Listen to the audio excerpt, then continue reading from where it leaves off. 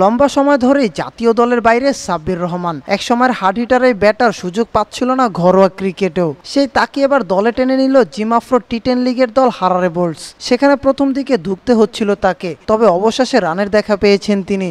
শুক্রবার ব্যাট হাতে রীতিমতো প্রতিপক্ষর বোলারদের কচুকাটা করেছেন সাব্বির। ব্যাট হাতে প্রতিপক্ষ বোলারদের উপর চওড়া হয়ে রীতিমতো তাণ্ডব চালিয়েছেন সাব্বির। জোবার্গে বাংলা টাইগার্সের বিপক্ষে 12 বলে 34 রানের ক্যামিও খেলেছেন সাব্বির। যদিও দিন শেষে আফসোস, তার এমন জ্বলে ওঠার ম্যাচেও জিততে পারেনি তার দল হারারে বোল্টস। সাব্বিরের দলের 121 রানের লক্ষ্যে 4 উইকেট হাতে রেখে রান তাড়া করে জিতেছে বাংলা টাইগার্স।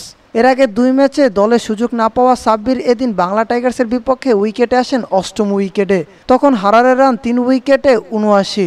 এরপর 12 বলের ইনিংসে সাব্বির ছক্কা মেরেছেন 5টি, যার মধ্যে ইনিংসের শেষ 3 বলে আফগান অলরাউন্ডার করিম জান্নাতের বলে ছক্কা মেরেছেন 3টি। সাব্বির রহমানের ইনিংসটি বৃথা যায় বাংলা টাইগার্সের অধিনায়ক সিকান্দার রাজার 10 বলে 3-4 ও 4 ছক্কায় 38 রানের ইনিংসের কারণে।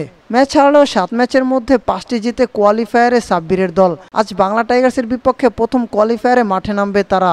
বাংলা টাইগার্সের বিপক্ষে দারুণ খেলে প্রথম কোয়ালিফায়ারে একাদশে জায়গা ধরে রাখতে পারেন সাব্বির। কালকের ইনিংসটি বাদ দিলে এই টুর্নামেন্টে বলার মতো কিছুই করতে পারেনি সাব্বির রহমান। প্রথম 2 ম্যাচে দুর্ভাগ্যজনকভাবে রান আউটের শিকার হন।